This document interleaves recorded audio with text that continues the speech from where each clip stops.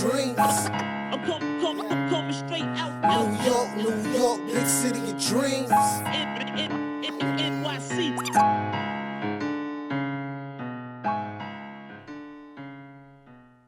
20 years old, and Reggie, the numbers he has put up so far to begin a season at his age have been destroyed. How did the crowd's reaction affect you personally? I wouldn't say it affected me. I heard it, of course, it was pretty loud, as I said. Lies. But I try to play my game and stay focused and not, think too much about what's going on the outside. What is it about the Knicks that have beaten you twice in 1 week and they have trouble beating everybody else? Yeah, I think, they probably came into these games a little more extra motivated, and we kind of gave them life early on, especially, and make them feel that they can play and they can. We can play.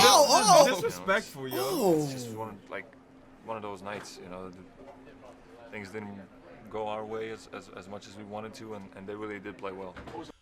Boo! KP sucks. KP sucks. Couldn't play. We can play that day though. Wow. Both days actually. We let them think they could play, but then they play well though. That's Exactly. What up, Knicks World? This is the Knick of Time Show with that Knicks Talk. This is Edson Sean.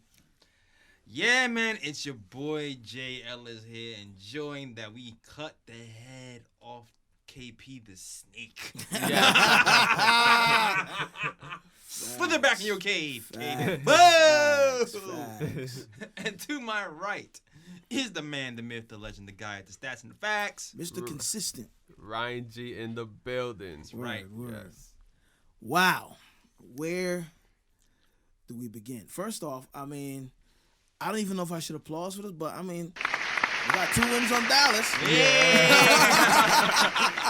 Matter of fact, two out of our 3 wins this season against the Dallas. Mavericks. Can we play them like 10 more times at least? Exactly. Yeah, schedule man, set that up, please. That's kind of sad though, man. That's the highlight of our season right now. Yeah. It's that we beat KP twice. Yeah, you know what? And actually, we should count that second game as 2 wins because because the refs really tried to screw us, and we'll talk about that Dallas game later. About how the refs tried to screw us. But the refs really tried that game. But despite that, we still came out on top for that one game. Listen, them snakes always get it in the end. To be honest. Our broken clock is right at least two times a day. Every 82 games. Exactly. Yeah. Oh, we're so bad. Oh, man. But, the fact that this is the only real highlight. Because, that's the loudest that the arena's been in a while, bro. Yeah, man. Yeah, man. And it's sad that is the highlight. And that just shows the level of dysfunction going on right now. And, we've, throughout the different seasons, and then all the Knicks fans knows, that has been the defining thing for the Knicks team for decades now. At this point, is the dysfunction and the level of dysfunction. Where does it start? We don't know. But the dysfunction became very apparent after the Cavs game. Yep. Stats and the facts, man. We're not going to go into too much detail. No, we don't want to press y'all too much, man. Try to keep it kind of light, yeah. Right, kind of keep it light, kind of keep it fun, Yeah. Yeah, exactly. So, but we're gonna give the team stats for the Cavs game. Boo! Kind of boo Ryan. Boo! No, I want to hear this. Well, we're not gonna go over player stats. We're just gonna go through this right quick. Team stats. Okay. We were held to 36% shooting. Cavaliers shot 44% from the field. Boo. Both shot terribly from 3. Cavs shot 29%. Knicks also shot 29%. Okay. Difference was in free throws. That was one of the differences. Cavs were 28 of 31 from the line. Knicks were only 16 of 25. What is the Knicks free throw percentage this season anyway? It's in the 60s. It's in the 60s. I off the top of my head, I think it's 68%. I do know we are the worst free throw shooting team. Yeah. Oh, I didn't need numbers for that. Nah, I can look at performance. I to see just that. that's not the only thing bad at it. We're bad at a lot, but that's one of them. Worst offensive team in the league as well. Just stop. Yeah. Just stop. And, 30th, just in case. 27th worst assist rating of of the league too. That if you was wondering, Just terrible. yeah, good rebounding. Yeah, because we break a lot of shots. Yeah, exactly. Right. If you really think about it, even our You positives think when you are put it in that negative. perspective, we should be up there in offensive rebounds. Exactly. We have more chances than everybody else because all these bricks. We got to drink. We about to build another garden. I'm sorry. We should be positive. Go ahead. Stats and facts. Yeah, and also another major stat was points off of turnovers because Knicks turned over the ball 21 times, and the Cavaliers scored 27 points off those turnovers in the game. Yeah, we're not good at that either. Yeah. What was that? What was that? The end score was what? 20? We got 108-87. And actually, 21, it was worse than that because Knicks were down by 30. Yeah, I at know one what I'm point. saying. That was about a 30-point blowout at some point. Yeah. Mm-hmm. I don't know what it is about these speedy guards that always kill us, but they always kill us. Well, man. yeah. I mean, when you don't have a actual defensive strategy, I mean, that's the first thing that's gonna get you. Yeah. If you got a speedy guard to break down the defense, and at this point everybody in the league is a 3-point shooter, and you leave somebody open to camp out, Yep. Yeah. they're gonna hit it. My thing is, we have the two biggest guards in the league, and we were not able to capitalize. We have Freddie Lakina, who's 6'7". And he's not a slow guy. I mean, he ain't the fastest, but he's not slow. And RJ Barrett is also 6'7". Man, post these guys, punish these guys, man. Make them double, like Exactly. Fizz. Make What it up? difficult. And the thing is, Yo. Frank is his asset is his defense. So he needs to be making it. I mean, he's a good on-ball defender, but he needs to be making it very difficult for these speedy guards. Yeah. And with his wingspan, that kind of neutralizes some of the speed. Yeah. Exactly. And to get to your post up point, I have to ask you something. When was the last time you seen a point guard in the NBA post up somebody? To be real about And it. I have a question for when you. was When's the last time you see anybody posting That- up in the I mean, Yeah, yo, that too. it's funny because Frank was actually working on his post-ups last season, but he hasn't worked on that at all this season. But at least if it's not a post-up, he still got them by like 6 inches. At Go to least, the hole. At least, man. Mouse in the house, and you see the size of RJ's biceps and shoulder blades. Right. Yeah. Built like a tank, man. Yeah. Like what? No one can hold you. Who's holding you down there? And the thing is that's because that's gonna create double teams, which is gonna break the defense down. Take that guard into under the basket. I didn't even mean to do a damn breakdown of the game. I did one by accident. That's all I got to say about that game. Well, Word. based on those Cavalier stats, there were also a lot of side games within the game. You had your man Dolan, sing along Dolan, who was chewing out Steve Mills, chewing him out to the point where they had an impromptu post-game conference. Oh yeah, you could. I heard there was a lot of F-bombs dropped. Oh, I'm sure. Yeah. And I don't know, like watch that press conference again because it's hilarious. Yo. Just zoom in on Scott Perry's face. He looked like you know when your mom catches you doing something wrong. Yeah. Yeah. And your Yeah, face. he was standing to the side like, His face had the aftermath of the wrath of Dolan written all over it. Like he's holding back Steve tears. Mills and Scott Perry got the chewing out of their life. I know. And it was to the point where Fizz didn't even come out yet. Nope. 10 games in, you know there's you got the president. You know and the nobody's gonna GM chew you coming out. Yeah, man. to make a statement about how bad we are. We don't need you to tell us that. Exactly. Yo. And that this is not the product you expected to see on the court. Are you serious? Now, as again, I don't know where to begin to put the blame.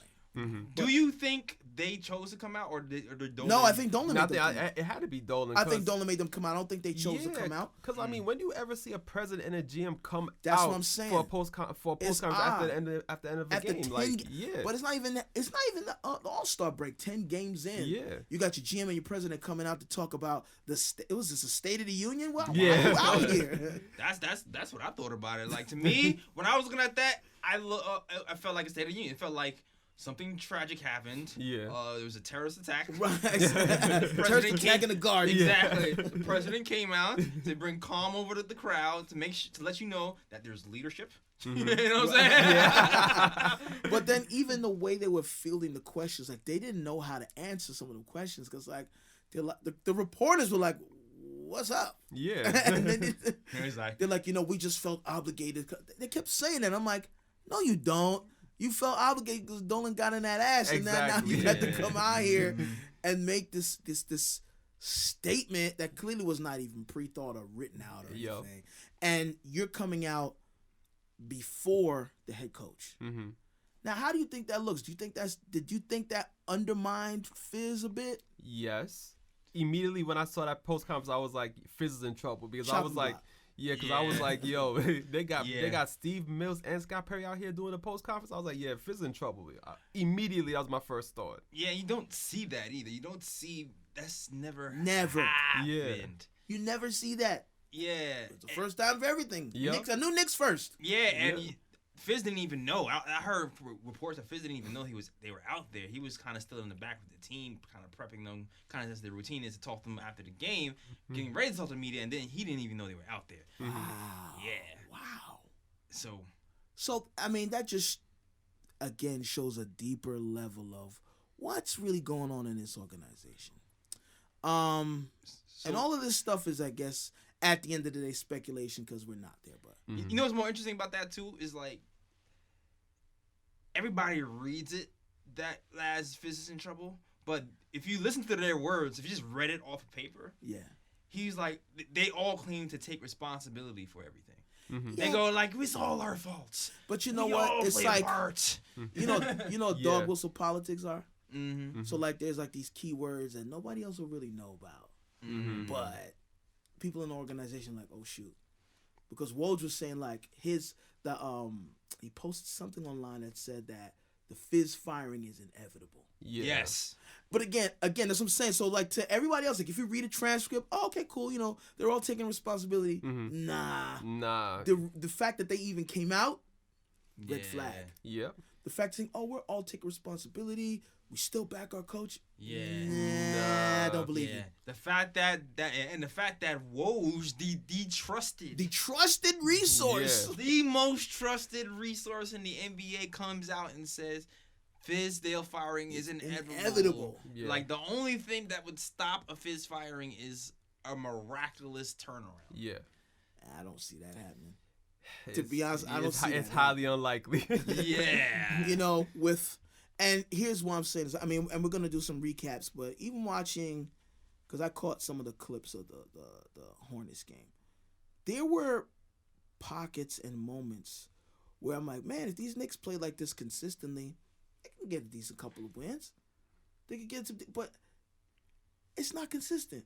Yeah. What's happening? And this has always been the question, because let's think about any product that the Knicks have put out on that floor. Let's do a small sample size. Let's say the past 5 years, right? That puts us at what? 2014? Mm-hmm. What's always been the complaint about the Knicks? Oh, they have bright moments, but they're not consistent. Yeah, consistency. Yeah. And they play 3 quarters. Mm-hmm. And they even mentioned that in the press conference. They was like, Knicks aren't consistent. We know this. Yeah. We know this. We've known this for years. What's going to change? What's different now? Yeah. So it's like, the cast of members change, but the MO is still the same. Something is wrong from the inside. From the top down, something is wrong. Mm-hmm. Because if you have a different cast of players and you have the same complaint, who's to blame? And it's not only players, we got different coaches. Yeah. Same complaint. What's happening? All right, so as of today, the Knicks stink right now, right? 3-10. 3-10. We showing glimpses of greatness. Right. We competed with the Spurs. We beat Dallas twice, who's a pretty decent team, but we still stink for some reason. We lose to the least loaded teams. Yeah. Who do you think? Like, what's the blame here? Like, can you pinpoint? Is because they're throwing Fizz under the bus. Yeah. Is it Fizz? Is it Perry and Mills? I think it's all over. Is it circumstances, the players not being developed? Is it okay? Well, let's look at this. I think it's all over because some of the blame goes on Fizz, because you watch Knicks games and you see the coaching, and it's like at times, like the things that Fizz said he was going to do with the team, like he was going to make the Knicks into a defensive team and things like that. Like you don't see that with the Knicks. Like the Knicks often, when it comes to team defense, they lack organization. they allow teams to score on them way too easily, and that's not what Fizz promised when he came in. What happened to positionless basketball? Yeah, that too. I mean, he is trying to do it because he allows Marcus Morris to go 1-on-1 and ISO and no handle, no handle, No handle, Loosey goosey, no handle. Exactly. So I mean, like, he allows these dudes to go 1-on-1. So he's obviously trying to do the positionless basketball, but it's like he doesn't have the roster to pull that off. Yeah, go ahead. Which leads to my next point. That's why you also have to point a finger at Steve Mills and Scott Perry. Okay, now. Now. I feel like that's where I would start, man. I'm like, yes, what Fizz promised us, we have not seen. But honestly, look at what we got to work with now, man. Yeah. Like, the idea that KP left, we got rid of KP. We got Timmy Turn off the books, right? We were supposed to have this cap space to get somebody who could actually make a difference. Yeah. And we got the donut hole. Yo, there's blame to go all around, to be honest with you. Right. Like, when it comes to Fizz, there's certain things that he does that just doesn't make common sense. You know what I mean? Just common sense. Not like why is Randall still playing so much point forward? Why does Randall get the ball in ISO situations with game on the line from the top of the key? Nobody, I don't think any sane coach would do this. Right, and you know what? And I'll give Fizz some credit sometimes because I've been complaining about diversifying the offense, and I've seen like they're doing a lot more like off ball cuts, off ball picks. Yes. That's picked up since that Chicago game, since that press conference. Absolutely. I don't know if it was in the plans or Dolan and then put some fire under his ass, but I've seen more of that since then. But even with the added plays, there is still lapses of judgment, in my opinion, when it comes to the rotations of the players. And even the defense, because we have defensive players on the roster. Yeah, you have a squad of you have a whole squad with no defensive players. That makes no sense. We have certain defensive players on the roster, but like there's certain things that happen where the teams will go on a run and we'll go down by 21, but then you look at who's on That's the what floor. I'm saying. That's what I mean. And it's all our worst defensive players. That's what I'm saying. Why do you have a lineup with no defenders? It doesn't make any sense. So yes, I think blame goes all the way around. I do think it's like you can't make shit smell like roses, man. Like you don't have a real cast to compete in this league. We have, and this is again another thing that's been happening with the Knicks as of late, is like we have a cast of like role players. Yeah. And again, I mean, it's not college ball, so you know, you're not gonna get to the playoffs with a team like that. I don't think, and that's the thing too. I don't know what they are selling Dolan on, but we didn't expect playoffs. I didn't expect playoffs. No. I just expected 30-win team. I expected them to compete. Yes. Yeah. That's all really, because when you look at who's on the team, right? You got Randall, who at least attitude-wise kind of reminds me of somebody who should fit here, but I'm confused because it doesn't really look like that. RJ's got game, and he's got a little mean streak that needs to be developed, of course. Mitch, we got, ISO's up. Like, we have players that at least should be competing. This is like a horrible product to look at. I don't know how they could fix their mouths to say when they're like, is Dolan happy with what he's seeing? Is he happy with your plan? He's like, yeah, he's these things to be improved, but he's happy with it. Come on, dude. Nobody's happy. Obviously, nobody's exactly. happy. And then I also want to add something to Fizdale's coaching too. Right. This is what kills me with the Knicks in the fourth quarter, because it's like we don't have a go-to player. So it's like, why are you going to run ISO for Marcus Morris or an ISO for Randall when early in the game we're passing the ball around, we're moving the ball around, and we're getting good shots off of them? So why are we not continuing that in the fourth quarter? Why do we go away from that and then run ISO ball? That kills me, man, because even if you look at one of the games that we won, when we beat Dallas and it was a tight game, we were actually sticking to our offense. The only deviation I really remember was the Marcus Morris 3 at the end. Yeah. But for the most part, when the game got tight, we were running an offense. We was doing pick and rolls. We was still continuing to do what gave us success. Yeah. Right. And I don't understand why they chose to go away from that during that Charlotte game. I think that's the thing that baffles me most.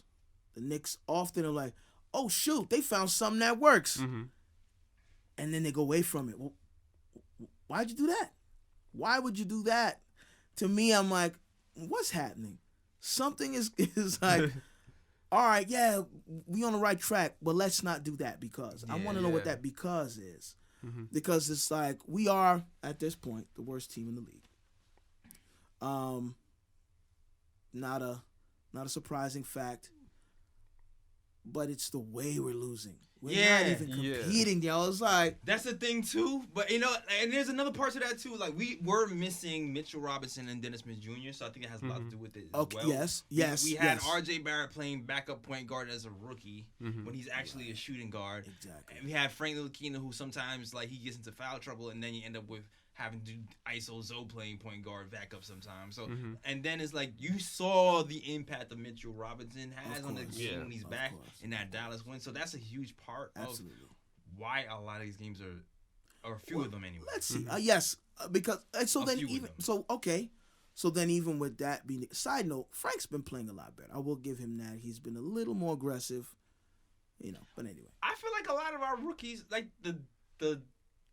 the bright spot of this season, if you're looking for one, and you're searching through the garbage, right? The bottom of the dumps. After you look at the Dallas wins, you know what I'm saying? The almost Spurs win. Yes. Yeah, you put that to the side, you look at the gray, you spit it, shine that off, you look at the bright side. Right. It's the youth, they're developing. They're showing out a little bit. They're definitely showing out a little bit. They're developing, man. Like Mitchell Robinson, he started off slow, but he's picking up. He has the #1 offensive rating. Yeah. I mean, offensive rebounding percentage in the league. Frank Ntilikina, he's playing well as well. You can see his handle is better. His game is developing. Definitely. Knox is a lot more efficient so far, shooting 45% from three. Yeah. Like the youth is developing. But even even outside of that, right? We were talking about what could possibly be different. Because now if the fact that Mitch and DSJ not being in this lineup, right, was a big deciding factor for us winning games. It's a fact because Mitch Robinson has a huge impact. Why would they have come out and made that statement? Because it's the way we were losing. Yeah. And you know what? And in that part, that is on the freaking managers because that's okay. Because the team is not built all the way correctly. Now, the point guard situation is different though. That's a freak accident. Like no one is gonna expect, DSJ's stepmother to pass at the same time that Elfrid Payton's calf goes out. And at the same time, Kadeem Allen's been nursing a knee injury since the beginning of the season. So you're left with Frank Ntilikina to just do everything by himself. Yeah, like that's kind of some weird basketball gods kind of just messing with you, poking you with a stick. Like, take that. Yeah, exactly. Bring Patrick Ewing back into the organization. Reverse the curse. Exactly. So that was exactly. I mean, we might as well bring back Charles Oakley too. I mean, reverse the curse. I'm telling you. So that was a freak accident, but I do blame the front office for only signing Mitchell Robinson as a rim protector, and then when he goes down, we're left with Bobby Portis to do. And let's not take nothing away from Bobby Portis. He's had some good games. We need another shot blocker besides. But yes. So then now let's go back because I know when we were first kind of.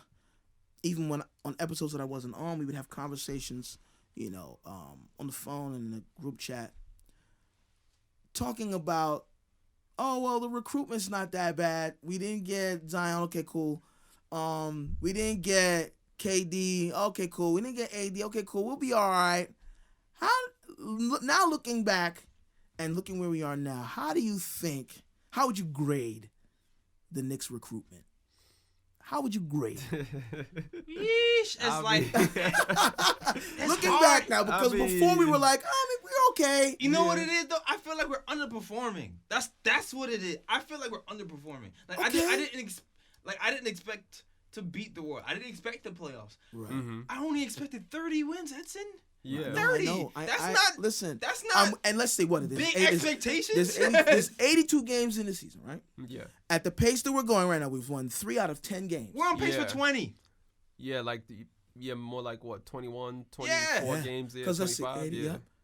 Yeah. About 21, maybe 24. We're underperforming. Yo, I'm so disappointed at this season so far. Like, I think this is the earliest in any Knicks season before where I'm actually looking at college games and being like, yo, who's gonna be in the top 5? Look at Cole Anthony. Wow, LaMelo Ball is looking right. It's Yeah. right. Yo. Look at that. Yo, I mean- LaMelo Ball, Cole Anthony, Jonathan Wiseman. I mean, You can't go wrong with Jonathan. yeah. This is so early to be looking. I mean, damn. Dude, week 1 I was looking. Oh, boy. Okay, so we've established that blame all around. Yes. Definitely the front office, because I was a little concerned, and I'm even more concerned now, but about who was getting picked up. Because when they said Randall was coming, I'm like, all right. Yeah, I thought it was decent. I was like, okay. Let's see who else to get. Taj Gibson. I'm like, Taj Gibson? Yo, Okay, solid deal. All right, maybe they're going to get some. I'm like, who? Why? Morris, I was like, okay, maybe. yeah. Because he has his bright spots, and he's always been a solid two-way guy. player. He's a Yeah. two-way player, so I was excited about And that. reliable. Yeah. You know, and, you know, definitely reliable. Ice cold veins. But I was like, okay, so that's our big 3. Yeah, pretty much. So the concern has always been, if I'm like, you know what? I'm always an optimistic guy. You know what I'm saying? Like, maybe there's something that they know that I don't. I seen, Instagram posts, Randall's going in the gym. I'm like, Yeah. okay, he looks ready. Yeah, he looked ready, but Yeah, then Marcus Morris was talking that ish early in the season, talking about, yo, we're not going to let nobody come to the Garden. You know what I'm saying? I'm disrespect like, us. okay, Yo, Oakley's back. Yo, Yeah. You know? listen, man, we need a point guard to be consistent on this team, and we need to actually have Fizz, man. You have to play to your players' strengths, man. That's Yeah, absolutely. That's to me, that's the biggest 2 things we're missing, even with the injuries aside. Yeah. Play to your strengths. Randall should not be bringing up the ball. When he was with the Pelicans, when he was with the Lakers, his strength was going downhill. Yeah. That's Scoring it. on the Hustle move. baskets. Getting those baskets on the move, going so far we haven't had a guard to set them up like that, or even run the same plays that they've run with the Pelicans to set them up like that. So to what be do you do? successful. So like he's not as bad as what he's shown so far, man. Yeah, but my thing is that, like, we got point guards that can actually, set up plays and stuff. Because, I mean, Frank can set up plays. DSJ is also creative. So it's like, what are we really doing wrong where we can't get the ball to Randall and other guys in the right spots to where they can make a good play? Oh, that's the other part too. Like, we're not letting the point guards play point guard. That's the other part. Yeah. Too. That's another part too. That's key. That's key. Another part too is our point guards can't shoot either. Yeah. So like when you do pick and roll, So you have a bunch of rondos. yeah, Well, man, early pretty rondo. much. Early rondo. Because rondo. Yeah, early Yeah. rondo. Like when you're doing pick and roll, if I have the ball in my hand and I'm a point guard and I can't shoot, I'm laying off you. boom. If you're laying Crowd- off, crowd- you, now crowd you up the double. lane. Now you doubling Randall. Point guard, shoot it. Right, Yeah. exactly. And you got Frank who's scared to shoot, even though he's coming around, but it's still not consistent, you know? Right. But he's showing flashes. And there's just Junior, who's also not consistent. And he just got back. Yeah. Right. I mean, he was shooting in that Dallas game, that first one, though. Right. He definitely, But that's the problem. Yeah. So Everybody should be fired. I don't want to hear Fizz being fired at the end of the year without firing yourself. Yeah, that's true. That's nah, true. That's I was saying the same thing too, because I was like, yo, if we're gonna really fire Fizz, they're like, why the hell we not firing Mills? Because this dude's been around for like every like terrible Knicks like exactly. Every terrible Knicks lineup or decision, like, yeah, he's been there. like every terrible Knicks era from like the 2000s to like this decade, like he's Yeah, been here. Fizz is the new guy on the block. Yeah. Yes. Ooh, here we go. Got to do a little research for this. Yeah. Okay.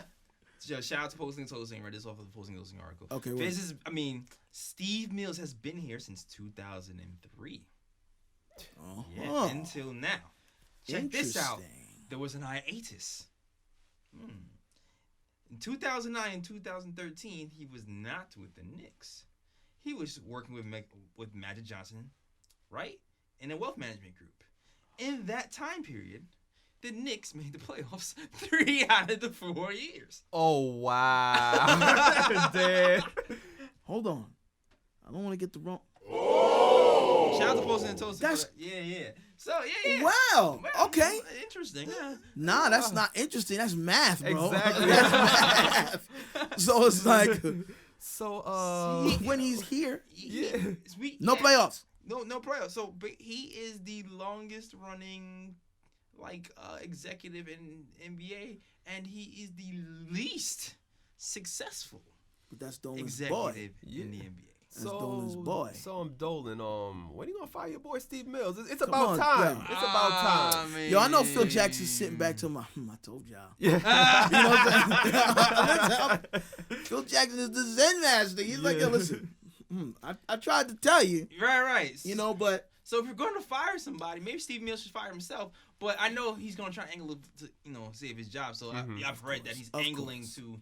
fire laying the foundation to get Right. rid of Phil. It's like, man. But in reality, if Steve Mills should go, Right. Scott Perry has a track record in the NBA as being like a stand-up guy who can kind of keep people in order. So I would like to see if he can work out eventually. But I think I would like Mills to go. And and Fizz, I would like.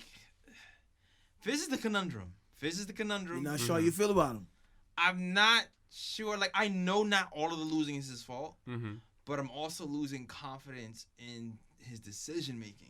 But I think you don't think some of his decision making is based on the personality he has that he's working with. Yeah, but but then there's other things where it's like, why you got Randall running the point? You know what I'm Nah, saying? Why you got yes, Morris no, running I the point, agree, you know what I'm saying? I Like things agree, like I that, agree. things like that got me kind of iffy. Like, is he really the right coach for the squad? Like, I feel like Jada Kiss could come out with another Y record, and it could all be about his dumb decisions. You know All what three I'm saying? versions. All three versions.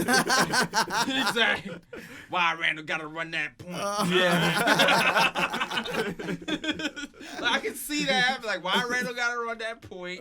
Why do you claim that your defense is your priority, but you put out defensive at the lineups? Yeah. Why do you keep running so much ISO ball?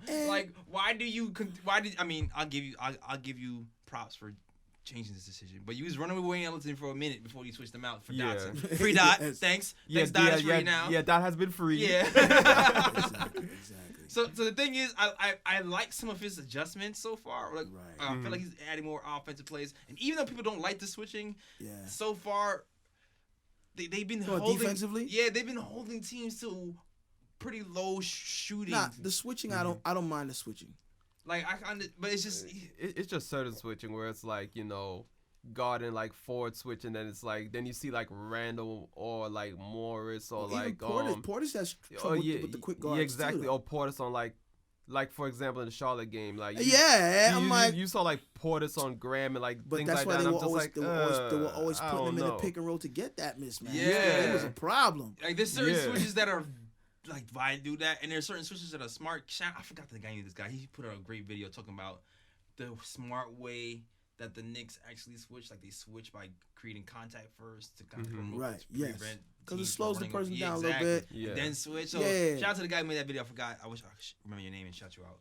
But there's certain things he's doing well, but I don't have the overall confidence that he's gonna make the right substitutions in the right moments. And I'm very afraid of a guy like RJ Barrett who loves Fizdale being jaded because we pulled the rug out from everybody and we looked dysfunctional again. That's the fear. Yeah, because then we don't want another KP situation. There it is. And I think that's what I'm afraid of too, because it's RJ is such a talent. There's people in his ear, possibly, yo, this ship's going down. What are you gonna do when your contract is up? You need to think about ABC. I'm certain of it. You think so early? You talking about you looking at college basketball players or something? You know what I'm saying? So, I mean, why wouldn't you think about your career? You know what I'm saying? Listen, because 2 weeks ago he was saying he was gonna recruit Zion for us, man. Listen, not that I'm scared of his knee. He's pretty talented. Right. But listen, my hope is that he's like in for the long haul. But if you say like you pull a rug out, that's not what you were promised when you came here. That's the biggest fear from firing Fizz. Is the pulling the rug out. Yeah. And like, wait, everything's changing so fast. That's when that scenario I was talking about is if that happens. If that happens, I feel like he might question what's going on. Yeah. I want Mike Miller, the guy who was running the G League, the guy who had the Knicks being number 1 in the G League, top 1 and top 3 offense and defense in that G League. I want him to kind of be like how. You know how George Bush was running the country, air quotes, right, exactly. But it was really the vice president like pulling the strings, like or Clinton, yeah, like it was really Hillary. Yeah, I want Fizz to be Bush. Oh man.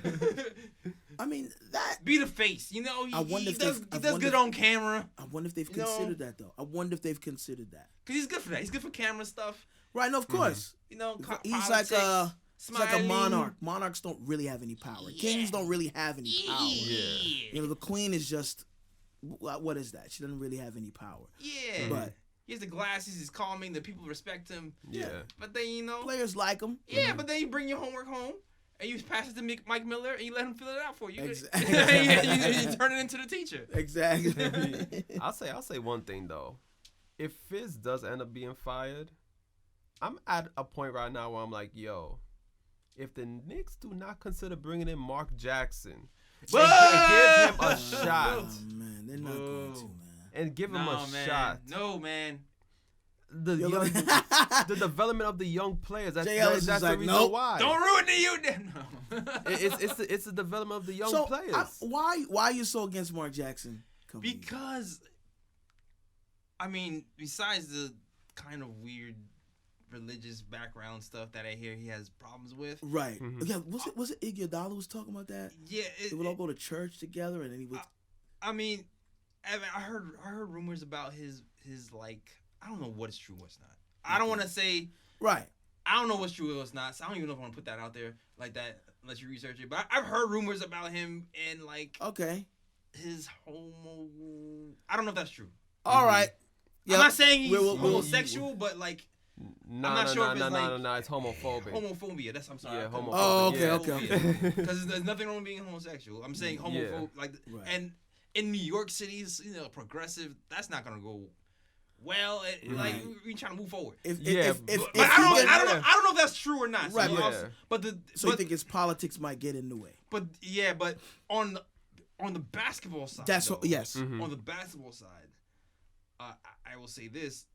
He's not going to forward us in our offensive schemes. If you want to get away from ISO basketball, you're not going to bring Mark Jackson in. Because Mark Jackson was the king of ISO when he was the Golden State Warriors. The defense was pretty good with Golden State Warriors. I will say that. But that's my whole thing though, because I'm like right now the Knicks do not have an offensive roster right now. So I'm like, why not bring a defensive coach that's going to correct those defensive errors? At least give the Knicks a chance. So then what's going to happen on the offensive end then? What I would hope is that like he would learn his lesson and be like, you know what, let me bring in somebody to like help me. Mark Jackson is stubborn though. I know, but I'm saying that you're hoping that he has learned his lesson from his Golden State days, right? And he'll bring in somebody to help run the offense for him while he just concentrates on getting that defense together. Okay. And my whole thing is that just look at the stats in Golden State. Like every year, Golden State has improved every year. Look at Steph Curry right now from when he just entered the league to where he is now. Like part of that is because of Mark Jackson. Look at Klay Thompson. Look at Draymond Green. Look at those players that he coached up and shit. So I'm like, yo. He could be like Fizz. You see how Fizz is the youth is getting better under Fizz. Right. And then you get him out of here and then boom. Steve Kerr. And I mean that too. X and O's. That too. Right. That too is just bringing a coach that's going to, improve the team in the meanwhile. Right. And then be like, okay, Mark Jackson, you've done your job. Now we're gonna bring in somebody else, and then that person. Mark, you done your job. Exactly. And Fire. And then that person is gonna We It's know. gonna improve the offense, and then the Knicks are gonna just explode into a top 5 team in the NBA. I want the next coach that's going to be a Knicks coach, if there's gonna be Knicks coach, which is probably most likely will be. I want them to be here, not for a year or two. I want them to be Yeah, here I agree. for like 10 years, 50. Like, Right, I need a pop. I need that, man. So let me not, ask not you. in this new NBA. So let me ask you then. Do you think it's possible that they're gonna keep Fizz like that? No, Nah. I don't see a trail. Like, I'm not saying that it's gonna happen in the season, Right. but You don't think you'll make it to next season though? I'm not sure. I feel like it might be like an off-season firing. They're gonna fire him in the airport? Yeah, exactly. Yeah, Like yeah. a- Jeff Hornets like, Yeah. Jeff Hornets said he's gonna come back. This is what I got. This is what I got for the new schemes next year. So about Keep that. that in your pocket. Check this out, fam. You're fine. Like, I can see that happening. So about that, I'm gonna need that stapler. Yeah. I'm gonna need that stapler and that Knicks pin. And my and my whole thing is like, why really fire him? Because like, even if you bring in another coach, the Knicks not going anywhere. You know what I'm saying? It's like the Knicks are gonna still probably be a bad team. You know, the Knicks are gonna probably still struggle to win games. So it's like you might as well just keep him here to just finish off the season. I want Fizz to win so bad, man. I want him to win. But what's it gonna take for that to happen? A miraculous turnaround, but for me to keep him, me personally, I want to see growth from Fizz. Just like how they say, you know, you want to see growth from the players. Right. Mm-hmm. I want to see growth from Fizz. Like, I see that right now you're implementing other offensive and defensive schemes, which is pretty cool. Right. It didn't seem like that when we was getting smacked by the Bulls, but even during that smacking, I saw some stuff that we didn't try before. Right. I need to see evidence of a better decision Okay. making. If I need to see rotation decisions being better. Okay. Like, you can't have DSJ come into the game at crunch time when he's only played 3 minutes. Mm-hmm. Like, to me, that is just common sense. Like, why is DSJ in the game when he's only played 3 And minutes? you setting up that young man to fail. You setting him up to fail by doing that. Yeah, like stuff like that. 3 minutes you only played 3 minutes throughout the whole game, and then you put him in a crunch time. Yeah. Yeah. I like That's stuff, setting him up to fail. stuff like that. I'm like, dude. And to me, that's not even that's not astronomical. That's like common sense, It's though. not. Man. That's common sense. That's in pickup basketball. That guy Yeah. had a shot Yeah. all game, and now you gonna have him end the game? Exactly. Nah, bro. And then eventually you see like 1 minute or 2 minutes later, he's like, okay, Dennis Madrid, you're out. Frank, you're back in. Like, that was stupid. Stupid. But yeah, that's all I got. Man. That's it. That's all I got. All right. Well, It's everybody's fault. Fire yourself. it's everybody's fault. And I would like to keep Fizz, but I'm not sure if it's likely. Yeah, I don't think it's likely at all. You're always gonna need a scapegoat. That's really to me, that's what it boils down to. You're always gonna need a scapegoat. Somebody's gotta take the fall. Somebody's gotta be the fall guy. Mm-hmm. It ain't gonna be Mills. Nope, because It should be Mills. It Should be, Mills. but it's not going to. Because your man Donald would have to pull that trigger, right? Yeah, pretty much. That's not happening. And that's not happening because that's his boy. That's not happening. Yeah.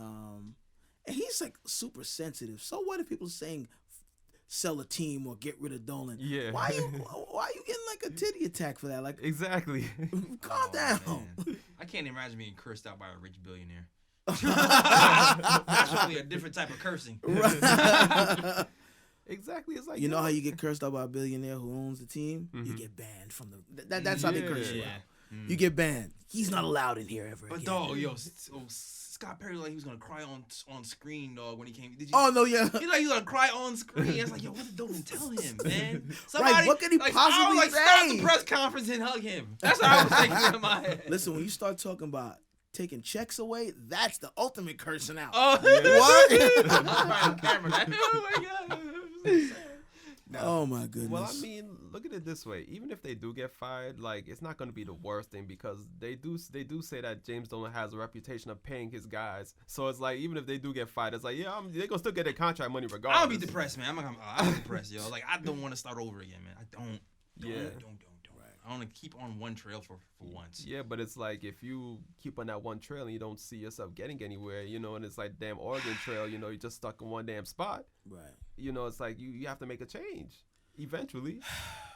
Well, Damned if you do, damned if you don't. That's clearly where we are right now. I mean, I don't even know. Something needs to change. Something's been needing to change. There's certain pieces that are still in place that refuse to go. But do you want to recap any of these games? I mean, we could recap. We talked. Do we have to talk about the Bulls game? I mean, man. We can maybe again. skim through it. It's you know what it is. It's part of the story. Yeah, right. You know. Okay, Bull. We gonna make this fun. Okay. Stats of the facts, man. Okay. What happened to this bullshit Bulls game? Okay, so the Knicks lost 120-102 to the Bulls. Oh. And after that game, the Knicks fell to an impressive 2-9. That was impressive. Yeah. The Bulls were led by Kobe White, who just pretty much destroyed us from three-point range. Scored 27 points, three rebounds off the bench. Jesus Christ. 7 3-pointers. Still getting killed by Kobe. Yeah. Right. Right. Then we got Zach LaVine, 25 points, 5 assists. Come on, dude. We got Wendell. Yeah, Wendell Carter Wendell Jr. Carter. I wanted him on the team for a day. 17 points, 12 rebounds. All right, Wendell. I see you. All right. Yeah. All right numbers. You know. Then we got Laurie Markkinen, that's KP 2.0. 13 points, 8 rebounds. Boo!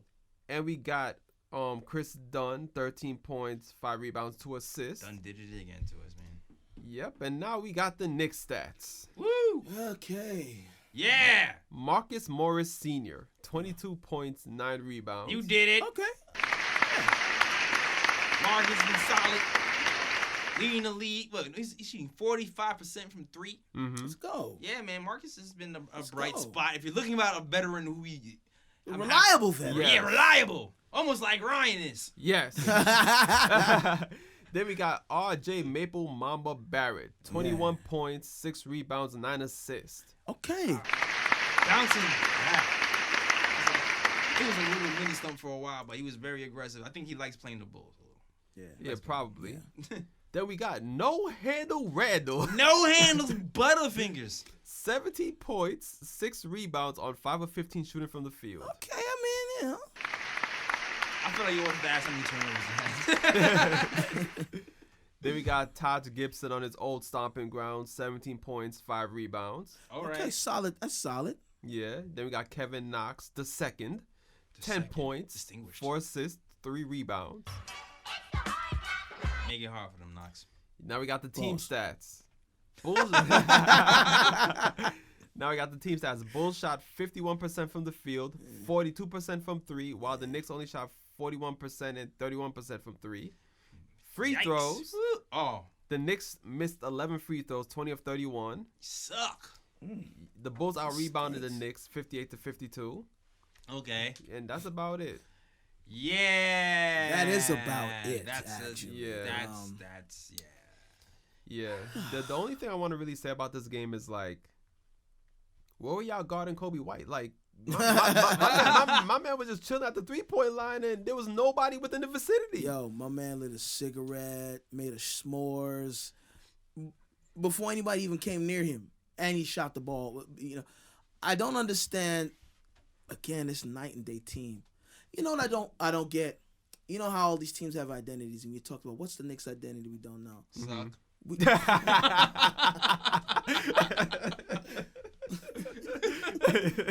That's not it. But one day you'll see like this team that's so energetic, running around, closing out shooters, at least playing hard, and then the next day they forget how to play defense. Running and scrambling all over the place, especially on 3-point shooters. This is a 3-point shooting league. It's been that for years now. It's not like this is the first year now. Yo, I'll say this too. This guy, he hasn't been shooting well from 3 all season. Yeah, but he's playing the Knicks. Everybody gets off when they play the Knicks. I forgot. Pause. I forgot. Damn, everybody. Jesus. All right. Oh man. It's not just basically- basketball with y'all. Anyway. So basically, the Knicks are a whorehouse, pretty much. I mean, jeez, might as well be. Yeah. Getting screwed every bell game. Whatever. Anyway, so. Oh man. Anyway, I forgot what I was about to say. Oh, I think we shoot like something like 15% from 3. You said 1-5. I think so. I'm going off the top of my head. Mm-hmm. I think. I mean, that sounds about right. Yeah, it sounds like, I think they said something like he shot like he made like 11 3-pointers out of like 55 or some wild number like that. I They think said he was during the shooting game. Kobe. Yes. Yeah. Kobe. Mm-hmm. 15% from 3. Saw the Knicks and went off. His coaches, they brought in his old coach, Yeah, I guess, to give him a pep talk. Yeah, Roy Williams. Yeah. And I think, we came the wrong day because coach gave him a pep talk. Coach was in the stands, and all of a sudden he went off and had 6 threes, I think. So they go 7. In the quarter. And it's crazy because the Knicks are actually playing well. Knicks had 24 assists by the third quarter. Yeah. I'm like, oh, this is going well. And then Kobe happened. 12 seconds later. Right, 12 seconds later. And like the story of that game was the bench just did not, hold up. That was DSJ's first game back. Right. Mm-hmm. Right. Fizz decided not to put him in the G League, to put him in the game, and he didn't look too good. And Not he at struggled. What's the big deal? Is he afraid to put people down in the G League? What's Yes. He's afraid. My thing is, it's not a bad thing. Listen, you still on a team. Go get some reps in and come back. Yeah. I just don't understand why he's hesitant to pull a trigger on that. That's his thing. He I don't know. I think he likes to keep an eye on him or something. He likes him close to the vet, close around him or something to talk to him, I guess. Yeah. But Mike Miller did a good job with him, so Right, exactly. See what happened with Dye. See what happened with John Jenkins. You see what happened with all the other guys who got pulled up. So I mean, try it. Somebody look at Miller's contract, man, and see what could be done. Because Yeah, but second unit for the Knicks squad. We were in the game until second unit came in. That's when Chicago went into a 12-0 run. Knicks battled back with Frank and Knox and these guys, and then second unit comes in again. And when the second unit comes in again, Kobe White goes off, and no defense. Yeah, lights out, and that's all she wrote. And Fizz was trying his little thing. Fizz was playing zone that game. That's the first time the Knicks saw the zone. Yeah. And it seemed like it worked for a minute, and then it didn't. Nope. Shot the Knicks out the zone. I'm about to say that's the easiest way to get the zone, to shoot them out of it. Mm-hmm. Yep. Man. But yeah, Fizz never. There's a defensive lineup unit you play. Don't ever. DSJ ISO with Kev and Bobby. Never play that. Yeah, defense. no, that's not. Yeah. Never play that lineup ever again. To be honest, and I'm worst defensive lineup ever. I think maybe his rationale was he was trying to put an offensive unit on the floor. But even as an offensive unit, that's not the strongest unit. Together, it's not. It's just not. Somebody asked it first. Someone It's just not. Who's going to be the go-to guy in that unit? Yeah, who can... I mean, who's going to be the go-to guy in any unit the Knicks put out there? Yeah. Also very true. Like, you would think, like... The rationale Morris, maybe. The rationale with that unit, if you're thinking the offense is going to work, is that DSJ can break down the defense. Right. And then you can kick it out to shooters, which would be ISO or Kev or Taj or Portis, because all those guys can shoot. Right. Mm-hmm. So offensively, in your mind, you're like, all right, cool, that could work. But, DSJ hasn't played in a while. Mm-hmm. So, everything's not swift. And also, the caveat for that, if the offense doesn't work, then it's double as worse on the defense. Yeah. Oh, boy. But, yeah. That's all I got to say about that game. I don't think there's really much more to say about it. And especially, you figure, after that travesty of a post-conference, after the Cavs game, they come back lit up and ready to go. Yeah. Nah, they was playing like somebody smacked them in their mouth, and then that's how they was playing. Yeah, like I thought after watching that game, and then after seeing the press conference that happened the previous game, like I honestly thought that the Knicks just gave up. Like it was just party done. I thought season's over. Yeah, that is the thing about being a Knicks fan, man. It's like, dog, the ups and downs from the press conference to the smacking. Still stressful. That leads into the Dallas game where it was like, yo, we lit. Yeah. Too stressful. I was gonna hang out with one of my old coworkers. I was like, yeah, man, let's go watch this Knicks game. He's like, oh, I'm not a Knicks fan anymore. I was like, wow. Sold his fandom. Yeah. He pulled the max. Yeah, exactly. Yeah, exactly. That's all right. So I was like, damn. I was like, wow. It's hard out here for a pimp, man. It's crazy, Word. People are upset. Like they take basketball seriously here. Sports, period. Because the Giants is a whole other situation. Oh, but don't even get to listen, we're not gonna do that. But it's hard to watch, man. Yeah. It's hard to watch. Yeah. I was happy to watch the Dallas game though. Yeah, both Dallas Yeah. games. But the Dallas game, most recent one, we opened up the segment with the chant, the KP sucks chant. Yeah. Very happy about it. Yeah, let's read the stats from this game. Stats and facts, man. Yeah, so this is the lone bright spot of the week. Okay. Knicks beat the Mavericks 106-103. Yeah. Yes, sir. Get that BKP. Yep, and as you know, when the Knicks win games, That's right. we do not say the other team's stats. It's just Good. Knicks stats. Exactly. Finally. Yes, so we got Marcus Morris Sr., 20 points, 5 rebounds. Oh! Then we got No Handle Randall again. 17 points, 10 rebounds. It's a really solid game. How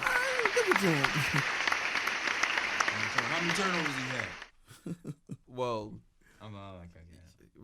we'll get to that. Okay. Mitch Robinson, 16 points, 8 rebounds. Money, make it Mitch. Welcome back. Yo, if you didn't know how much we needed Mitch Robinson before, when you watch this game, you realize how important he is to this his team. impact is so important Jeez. defensively. He's really such a quick defender. He's like Tyson Chandler, the way he on the offensive boards. Yeah. And his ability to just, when they throw the alleys up to grab him from most places. Yeah. He really has a positive impact.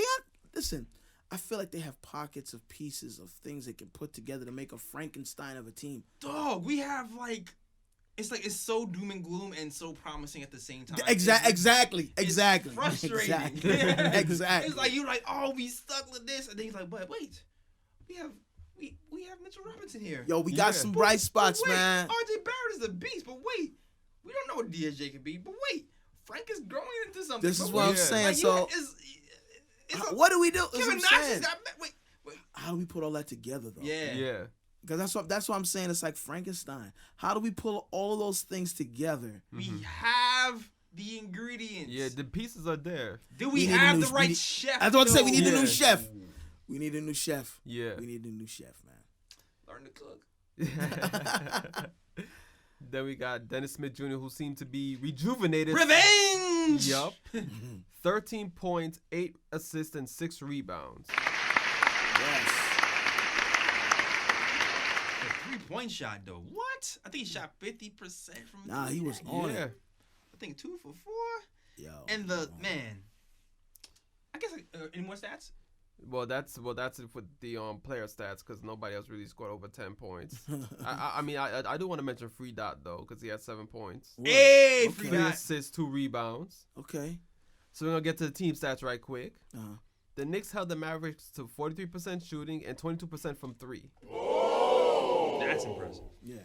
Also, the Knicks actually shot 81% from the free throw line, 9 of 11. They didn't take much free throws 81? anyway. What? But What? here's the real I wouldn't say surprising stat because the Knicks out rebounded the Mavericks in the previous game too. Yeah. But they out rebounded them 62-48 on the board. That is not surprising because KP can't rebound. Well, Right. I mean, we knew that from his time with the Knicks. Yeah, he's never been a good rebounder. That's always something that they's like. Which yo, is so Yeah. weird. yeah. Yeah. He's 7'3". And Knicks are a top 10 rebounding team. Mm-hmm. Money, make it Mitch. So I was going there. So I was going. Mitchell Robinson, I think I mentioned before, is the best offensive rebounder in the league. Yeah. Yeah. I say. Well, because the numbers are he has the highest offensive rebounding percentage Okay. per minute. Because he hasn't played a lot of minutes, but he grabs the most in the time allowed. So you can argue that he's the best offensive rebounding player in the league. Mm-hmm. So First time on the floor too, like. exactly. Yeah. And then we have cupcake legs like KP does. You can grab some rebounds easily. Right. You know what I'm saying? Yeah. Oh my goodness. But yeah. So those are okay. Yeah. Those are all the stats. We won the game. Yeah. Wonderful. You gotta get into that game though. No, You of gotta- course. No, of course. I do want to point out a couple things to that game. Dennis Smith Jr. Like we see that when he's actually right, the type of impact he can make on the offensive side of the ball. Right. Because he's definitely good. He's definitely good at running pick and roll and Yes. And then when the big man is rolling to the basket, he's definitely good at throwing up the alley oop and allowing the big man to catch it. And also, there's 2 plays I want to point out in the game too. I made sure I kept these in my mind. I think everybody had that for the. You know, like a lot of people. We got to fight for the picks. Yeah. like a lot of people want to really get on Frank at times because his offensive production is not that great, but he made 2 big that I thought were big defensive plays in that game. Oh yeah.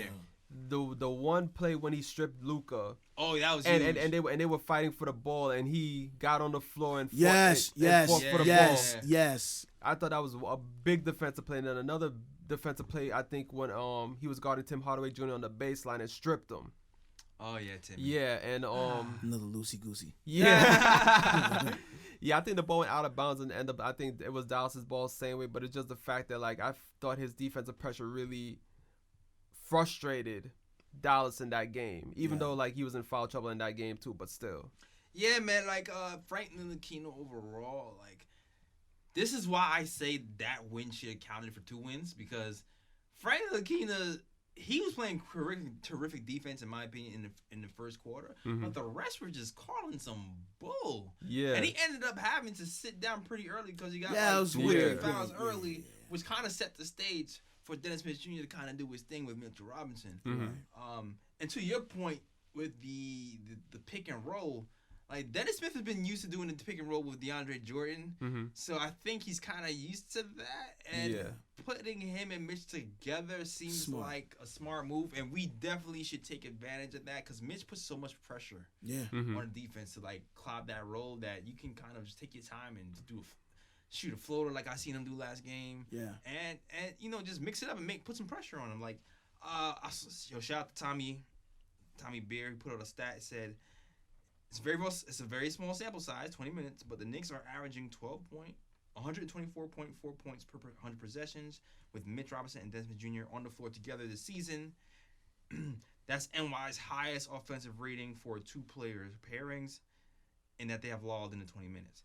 And that's pretty much, you know, mostly based off of the pick and roll. Right. So we need to keep those guys together. I like that Fitz is bringing them off the bench right now because I feel like they compliment each other. Like they'll allow them to kind of do their thing, and stay out the way of Randall and those guys who kind of want the ball a little bit more.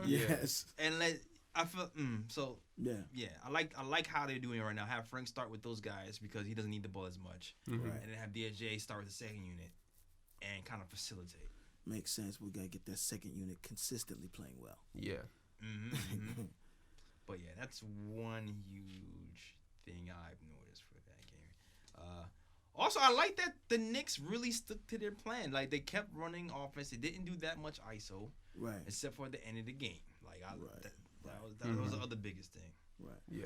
I think again that goes back to you hate to just keep doubling down on something, but identity, like having a game plan and sticking to it. That's the thing that has made the Spurs successful for so long is they have a game plan and they work their game plan no matter who's on the floor, win, lose. They keep that game plan.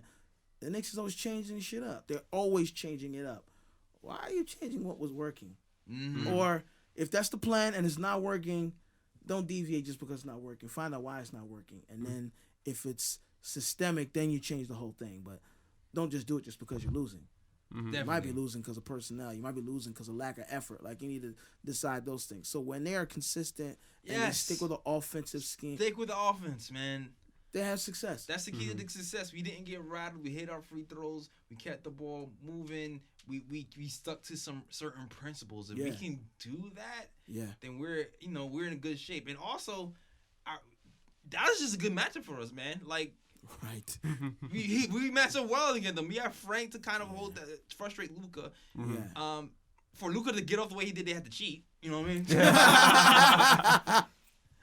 And then something about Frank seeing KP's face makes Frank want to embarrass him. Yeah. Like, I don't know what it is. Every time. Yo, didn't he try to bang it on him? Yes, Yeah, the first game, they were banging on him, and they call and the refs don't like Frank. I'm convinced. Clearly. Because KP to me clearly fouled Frank on that first first block. Pushed him with the offhand. Yeah. The refs looked on the tape and didn't call it, even though he pushed him with the offhand and called and took away the foul call. And then Frank cleanly blocks. Oh, that was so clean. That was the other thing. Yeah. So clean. I'm like, And they call a foul. I'm like, what does Frank have to do, man? Like, so for Frank to come in that game with 5 fouls and still have an impact on that game and seal it for us, that was I'm gonna tell you what Frank. huge. I'm gonna tell you what Frank has to do. Huge. I'm gonna tell you what Frank has to do. Frank has to have 5 steals in the game. He has to drop 30. That'll shut him up. If Frank drops 30, Yeah. I'm not sure the world's gonna be here tomorrow, yo. yo, Frank Hobb, stand up. If Frank drops 30, oh my God, Knicks Twitter, it's gonna be so annoying. Oh my God, everybody, it'll be so annoying. It's gonna be so annoying and hilarious. For real, yo. They'll be like, is this Frank Ntilikina? Is this Frank Jordan? I'm trying to figure out what's going on, yo. Yo, I'm already seeing certain things from the Frank versus from the Hornets game when people were saying somebody's tweeted out that Kobe Bryant is the American version of Frank Ntilikina.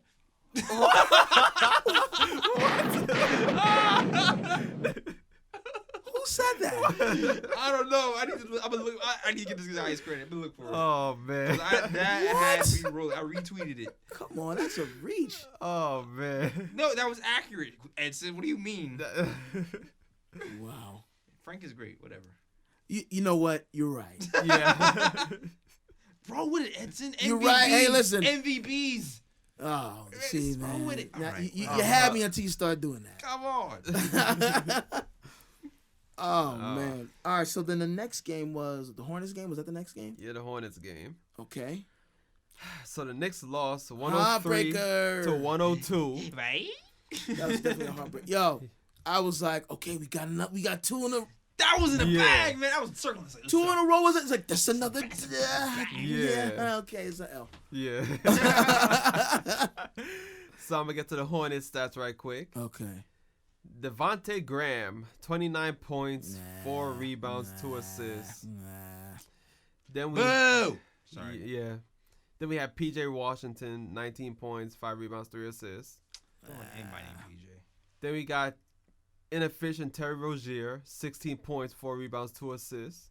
So much for inefficient. Yeah. Word. I'm so glad we didn't get him. So. Oh, man. I'm happy I was about like, that. Knicks, what is your problem? Why are you? Okay, never mind. That's another story. Marvin Williams, I feel like this dude's been in Charlotte forever now. 13 points, 5 rebounds, 2 assists. Wait. How much did Willie Hernangomez get? Oh, DMP. Oh, yeah, just checking. Remember when you guys wanted Willie on the Knicks? Don't trade him. Yeah, nah. I was. Who was that? That was your That man. That's why look, Ryan was like, Like, what? You What don't do want you to mean? get called on in class. Ryan G. Swarmed by Willie, yo. I was like, get his slow ass out of here. Eat his Panther defense. Nah, you gotta admit though, Willie was balling his first season here. He was alright. balling. He's His slow ass was couldn't guard him. Yeah, he couldn't jump over a brick though. a magazine. And then we have Malik Monk off the bench, 12 points, 4 rebounds, 5 assists. Oh man. Yeah, man. Willie was talking about, I'm so sad. KK was getting booed. What? Who said that? Willie Hernangomez crying. Come on, dude. I feel so sorry for him, my best friend. He deserved it. He deserved it. Sorry, Willie. Yo. Now I'm gonna get to the Knicks. Okay. All right. R.J. Barrett, 22 points, 5 rebounds, 2 assists. Okay, I like this I like those numbers. Boo, Fizz. Boo. Dumb decision taking him out the game at the end. Boo. Yep. Right. Then we got money making Mitch, 17 points, 12 rebounds. Money, make it Mitch. Come on, Mitch. Yeah. Then we have Bobby Portis, 14 points, 2 rebounds off the bench. Okay. Bobby's well, man. Then we got Marcus Morris Sr., 14 points, 6 rebounds, 3 assists. Okay. And then again, no handle Randall, 12 points, 7 rebounds, 6 assists. Oh, man. We gonna clap that. Yeah, it's a solid We game. gonna clap that. Well, a solid game until that last play, but I'm gonna get to that later. So the team stats: Knicks held Charlotte to 41% shooting, 35% from 3. Knicks shot 45%, 30% from 3. We shot better percentage and lost. Yes. That is the new NBA for you, or that's the new Listen, NBA for you. three is more than 2, bro. That numbers, And so- man. It's the numbers. Can we get to no handle Randall, please? Oh, Oh, absolutely. you want to get right to it? Oh, You want to build up? You know what I mean? You want to tell us the tease? You just want to get right to? Okay, go ahead. That's it. Now you see, I was watching this game. I came in like, I'm gonna tell y'all the story. Okay. So I was out, right? Mm-hmm. I was checking my phone. I was like, okay, Knicks doing good so far. Right. I saw the Knicks up by 15. I was like, and I was on my way home. And I was like, okay, Knicks got this game. It's a W in the bag. I got home. Knicks down by 1. I was like, what the hell happened? That shot though, I'm like, And then, it shouldn't even got down to that. I blame Yeah, the exactly. coach. I blame the coach. and then I'm watching the fourth quarter. I'm like, I see Mitch was hobbled. He came up the court, set the pick. The Willis Reed. Exactly. Dunked it. I think the Knicks were up by 8 at that time, 88-80. I was like, the Knicks got this game. I was like, the Knicks want this. Final seconds, I think the Knicks were up by 2, I think. Yeah. Your man, no handle Randall, had the ball at the top of the key. 1-on-1. And this dude drove to the basket and threw up the most wild shot. Air ball. Wild shots. Yeah, that shit was crazy. I was like, yo, why are we running ISO with Randall? I do not understand. I blame coaching. Yeah, yo. I don't even know why he's given the option, to be honest. Like, when he's got the ball top, crunch time, you do not have the green light. Exactly. You do not have the green light. Don't do it. Yo, I blame coaching. RJ Barrett was going off.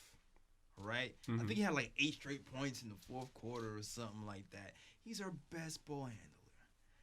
For some odd reason, Coach Fizz decides, you know what?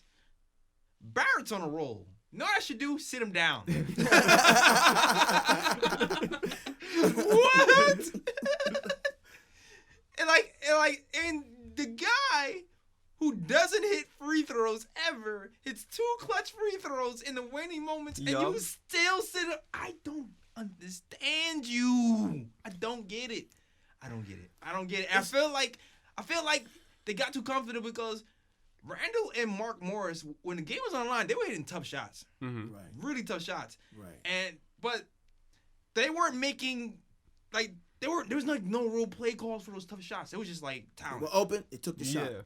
And I felt like they went to the well too much Right. because the shots we were getting weren't good, but they were just hitting it. Yeah. And they got too comfortable with that mode of making shots. Like, and it bit us an ass, man. It bit. Fizz is not a coach that like he's not anything against like rookies, right? That's another conversation, man. So that's because I feel like it's politics, man. I feel like it's because Jay-Z. there's no Politics reason as why usual, RJ dog. we had that one in the bag. Mm-hmm. RJ should have been on the floor. Yeah. RJ should have been on the floor. He was getting hot for the night. RJ should have been on the floor in that moment. Mm-hmm. You got your man Randall, no handle Randall, loosey goosey, with an ISO. It's a Tim Hardaway Jr. situation, dog. Tim Hardaway Jr. situation. Oh, the bread. Look, yes, man, the bread. Yeah. Think back, harken back, Edson, to last year. Yeah, he's not a defender. Why is Timmy playing right now? But I remember clearly. But there was like a 20-second, there was like a 5-second stint where Fizz drunk truth serum and got on camera, and he stopped being the car salesman he is, and he told the truth. He looked in that camera, and somebody asked him, he's like, "Yo, why is Hardaway still in the game after all these struggles?" And he was like, "He has 4 years on his contract, and he's making this amount of money." Straight up. So you're gonna force a man? I don't know. That's what's happening, Because now that's what's happening. Because now what's happening is like you're not looking for the bigger picture for the team now. Mm-hmm. Now you're not like, okay, this is what's gonna benefit the team. Randall, you sit down because you don't have a handle. Let RJ create a shot for himself or for somebody else. Yeah. Let's get this W. Go back to the drawing board. And the funny thing is that the other day, like, I love the way that the Grizzlies are managing Ja Morant, because I watched, I think the other day, Grizzlies against, who are the Grizzlies playing again? Jazz. Yeah, the Grizzlies and the Jazz.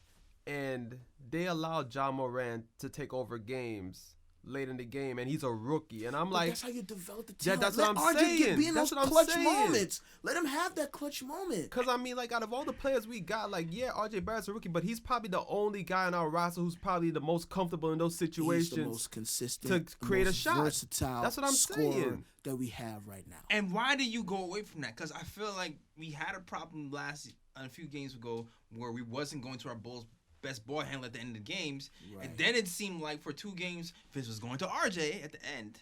And now he goes away from it. I don't understand why he's going away from it. I don't understand. At least, especially for that last shot, right? At least, all right, fine. You don't want to go with RJ. Fine.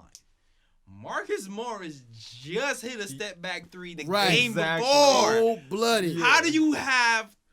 First of all, how do you have to play when you sit RJ Barrett?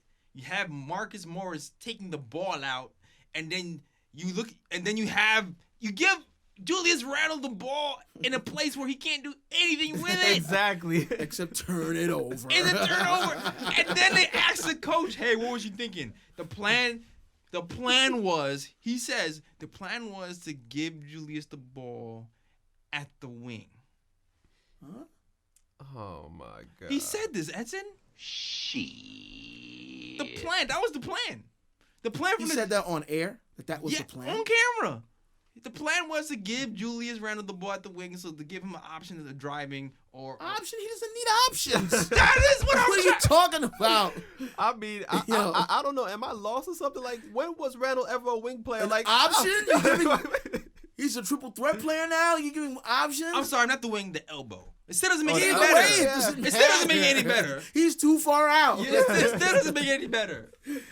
My guy didn't even catch the ball at the elbow, though. My man was at the 3-point line, like, straight away.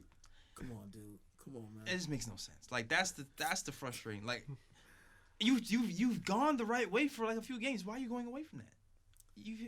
I don't know. But yeah, I had other stuff to say about the game, but I don't even know if I want to waste my time. I mean, I mean, the only other thing I would say is that, the Knicks went to their zone defense in that game, and then it's like, you see Graham just killing us from 3, and I'm like, okay, it's time to get out that zone. Yeah. And I think the zone went on a bit too long. But the problem with it is this. You get out the zone, what you're going to do, man-to-man, right? Yeah. We don't have man-to-man defenders. Or at least they don't. There's Frank. Mm-hmm. Who else would you say is a decent man? There is an all-defensive team to be had, man. Okay, what was all-defensive team, forgetting offense, who would you have? Frank. Okay. Dot. Yes. Morris. Okay. Mitch. Taj. And Mitch? Yeah. Okay. Yeah. That's all. And your scoring's going to come from... I'm just thinking, if you want to do that, no way. I did say outside of offense, right? Okay, all right. So you asked me about listen. So, but I mean, defense can become offense, right? Defense can wishful become thinking. offense. Defense can turn to offense. I mean, Morris. Squint looks like Melo. So Morris. You can, if you squint, Yeah, You know what I mean? Morris, You and throw the then ball to Melo. You had Morris. Frank at point. He's been pretty good finding Mitch with the alleys. Okay, you got some points there. I mean, I'm completely bullshitting right now. Yeah. No, I know that. Yeah, That's because- not going to work. But it sounded good when recording. No, but all right. So,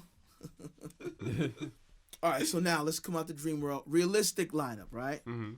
You might have to throw Randall in there. No. Did I say that out loud? Yeah, yes, you did. Yes, actually, Yeah. out loud. I don't know. Because you. I don't know what to do. Right. But I think that's. But then that's the loss that a lot of the. But then now I guess, and this is on our level. Maybe Fizdale feels the same way. Fizz is like, And that's what do I do with this? I know. You know what?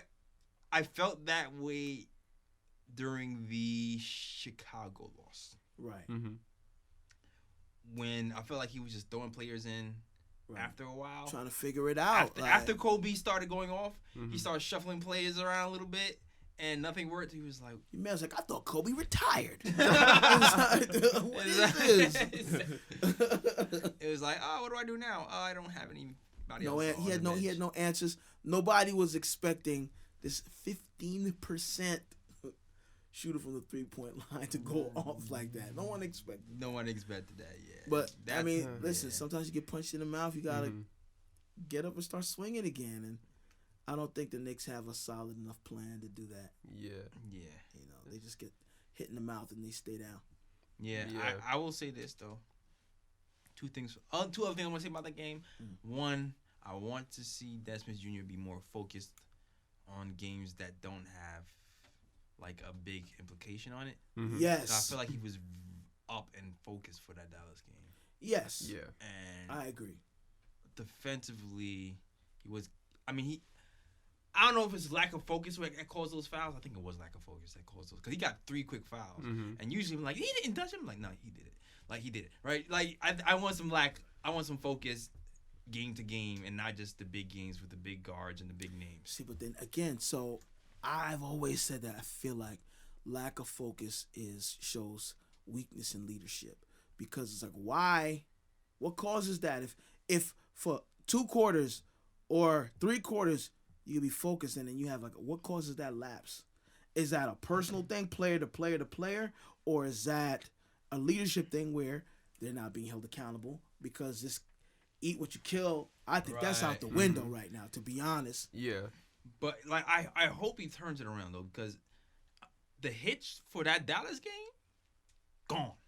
Yeah, no, He was pulling his it. shot looked smooth. It looked Yeah. smooth. And not only that, I just like the he looked like he was cerebral in that game. Like he So that means he can do. See, when I see stuff like that, that's what pisses me off because it looks like you can do it, but either you're unfocused or you don't want to. You don't take it as serious. yeah, like he realized he like attacked mismatches well. Like there was one player I really loved in that Dallas game. I know I'm going back and forth now. Yeah. Like where he had big switched on him, and instead of like taking some crazy jumper, he's like, "Yo, I have a speed advantage." He just kind of pulled him out, forced the bit to come Yeah, out, go by a him. little dribble, drove right by him, anticipated the help defender, drops it off for an easy layup. Yeah. And I was just like, "Yo," I'm like, "Yeah," I was just Jared, like you point guarding right now. You're not Right. You're not just flying and dunking. You're like point guarding Yeah. right now. Yeah. So I'm hoping, man. I'm hoping that back to the hope part because we talking about doom and gloom.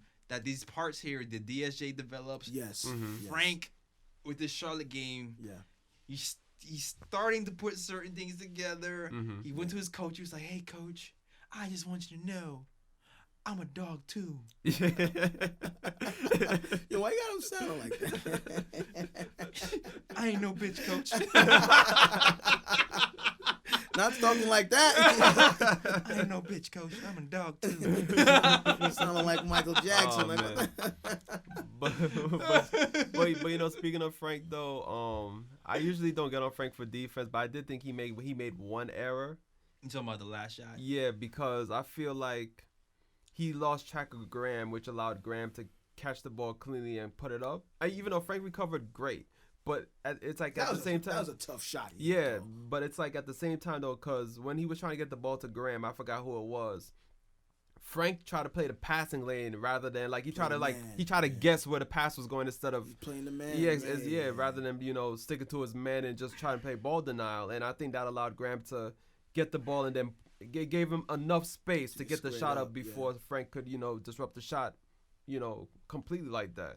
I kind of disagree. I mean, I had this kind of same thing last night on the plus line. Yeah. Like I felt like you're right. He was anticipating kind of like that little hand. Graham is so fast that he hit him with the jab step to kind of throw him off. Graham is quick. And then change direction. Yeah. But like if the thing is what the coach did, because this is coaching too. Like what the coach did to me was he started Graham off in the half court, like on the outside of half court. Yeah. So he can run full speed to force you to react. Like if somebody like that's like as a guy who like I play ball, people play ball, right? But like when you're a guard, to set somebody up, you run. If you know some guards, they'll run backwards to set you up because they know if you're running at you full speed, it's forcing you to make a decision quicker. Exactly. And then when you draw a little fake, that little fake becomes bigger and you can switch directions and throw somebody off. Yeah. That's what Graham did, but without the ball. Right. So when he did that, I feel like Frank kind of had to react. And then the way the other guy was positioned, it seemed like it was almost like a fake pick. Right. But Frank it was a good play. That's what I'm saying. Well, it was a good play. He recovered well though. Yeah. To me, I felt like it was just a really good play. But defense is at the end of the day, defense is still guessing. Yeah, you're still trying to guess what this offensive man's trying to do. So, he could have defended that, with ball denial right on the man, but Graham is quick, man, and and Frank still recovered and nearly, disrupted the shot. It was just a tough shot he hit. I know, like honestly, like I saw the shot go up and I was like, "Yo, this shot not going in," because I thought that Frank disrupted it enough. Yeah, it looked like he was gonna block it. But even if he didn't block it, his body language when he shot that ball, I'm like, oh, that's about either hit the rim, the back of the rim, or. Nah, I think it was hit the bottom. I was like, I was like, yo, here we go again. Yeah, like to me, like I know that's the highlight. That's the thing that's gonna go on Sports Center. But the game was lost in the third quarter when the Knicks were up by 15, and these guys hit 6 threes in the third quarter, and the Knicks had no answer. They had lackadaisical defense. They were over helping, or they weren't helping at all, and we just didn't get it done on that end, and that's where I feel like we ultimately lost the game. Definitely, you never really. I mean, there's sometimes when you lose the game in the last point, but it shouldn't have even. We shouldn't have been able to decide that game with that last shot. Yeah, because we were up by 15. Too comfortable. Exactly. Yeah. And they were like, "Oh yeah, we got this game." Nah. Yeah. This is a different league. 15-point deficit in this league, like. Maybe 20 years ago, at 15 points, like, okay, they probably going to win this game. Yeah. Now, you can be down 20 and come back. Yep. And that Graham kid is no joke. And on top of that, too, they threw the zone at us. Yeah. Now, we didn't know what to do. We was like, wait, what? Shoot. That's our move. The zone. And then Frank, I like how he's developing, but he's not a guy who can break down a defense on his own yet. So he doesn't have. He's getting there. He's showing signs. I think because his thing is still confidence. I think he's still a little tentative. Yeah, because his handle is getting far improved. Oh, it's way better. It's way better, but he just doesn't know when to use it. Exactly. Yeah. Exactly. He doesn't know when to use it. But like I saw him kind of like start to run pick and roll later and soften the zone up. But by that time they he looked rattled off the points and caught up already. He looked comfortable in that Hornets game though, man.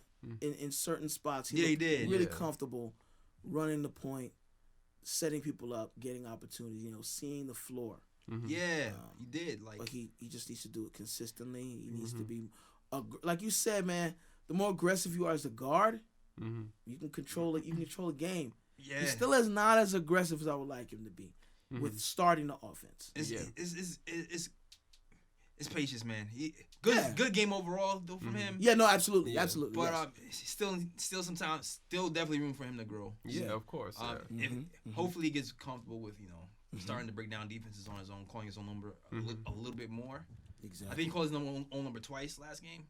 Okay, yeah. But do a little bit more. Get more step comfortable. Back was nice. Yeah, it was that one for the step back. Yeah, you know what he has to do? He has to call his number in the beginning of the game a few times, not just wait till the fourth quarter where the pressure exactly. is. Yeah. So you don't have as much, on that one Take some of the pressure off. Yeah, like get your flow going a little bit. Exactly. While you're setting people up. You know what I mean? Yeah. Exactly. Yeah. Yeah. Well, I don't even know what the next couple games are, but we'll get to that at the end. The doom and gloom games we are playing the Cavs tomorrow. Yeah, the Cavs is tomorrow. Yeah. And it's the we're dude recording on Sunday, so that'd be Monday. Right, and then it gets nuts. Then it gets bad for us, man. We got Then Wednesday we got the 76ers. 76ers, that's an L. Sorry. Spurs on Saturday. Spurs is Well, I mean, Spurs are kind of struggling right now, though. They're struggling, but. And I'm You're not trying to let some stick. You know what I'm saying? But not an easy dub. It's funny because we almost Exactly. beat the Spurs opening night. Almost, right? Almost. If Randall has to go back to the older Spurs Randall. Because Randall had, I think, 25 points that game, I think. Exactly. Yeah, he has to go back to that. And then on Sunday, the Nets. we play the Nets. Ooh, I want that game so bad. Was Kyrie out? Is he? I don't know. He was out. I think he was out last night. I believe he was out. You think he's gonna be out for that game too? I doubt it. I want him to play though. Yeah, no. I'm like, we need him playing. I need him playing. Because if we beat him, we need him on the floor. Like, but I see what Jay's talking about because after that Nets game, Raptors, ouch, 76ers. That's what we got. That means we played the Celtics, 76ers twice. Bucks, Nuggets, Pacers. Trail. Oh my God. Wait. Oh, Warriors. On the 10th, we played the Trailblazers. So, Melo. Gotta give a shout out. Hold up. Listen, we gotta do it. Man. Oh, clap that one. Yeah, you listen. Get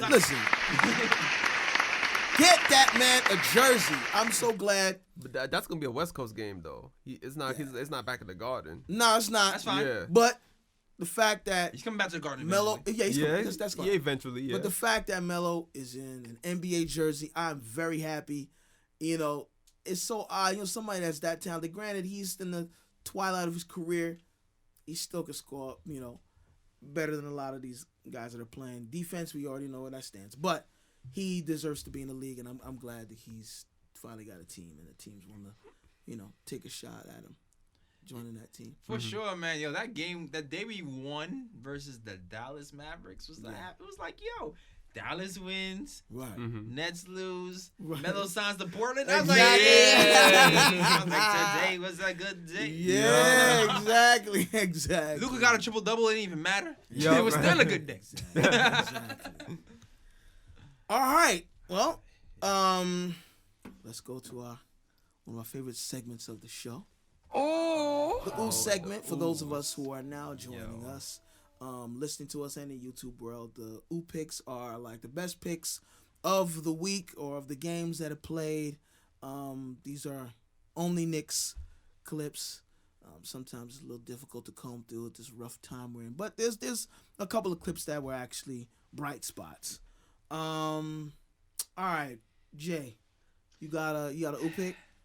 I'm gonna let Ryan go. Okay. Oh man, I'm not even prepared. Okay, well, I'm gonna go. Okay. All right. Let's see if I can remember something cool that happened. There's a couple. There's you know. few. Okay. There's a few. Let's I got two. Okay. Okay, so this is the Knicks versus Charlotte. Okay.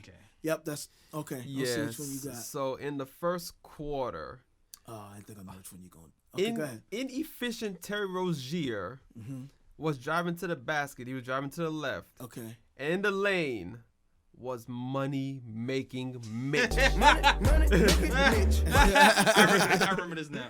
Yeah, and Terry Rozier, you know, he was like, you know what? I'm going to do what, you know, smaller guys do to, you know, to get the shot block off my back so I can get the shot up. Yeah. I'm going to create contact. Exactly. And I'm going to throw it off up. the glass. But Mitch was like, no, sir. Mitch rejected it out of bounds, and your man Terry Rozier just fell to the floor. Rejected. Oh. That was a good one. I actually have one. I have two, but I'm going to see which one I want to. Oh, I'm going to use the one in the first quarter. Same game, Hornets game. I think it was about 4 minutes left in the game. Frank, as I said, he's been far improved for me. So Frank drives right. He gets cut off. I think it was by Graham. He spins middle and drives and drew the double team and threw up the alley for your man. Money, make it Mitch. Boom shakalaka! With the flush in the alley for the ooh pick. Nice. Yes. Oh wait, how did I forget about this one?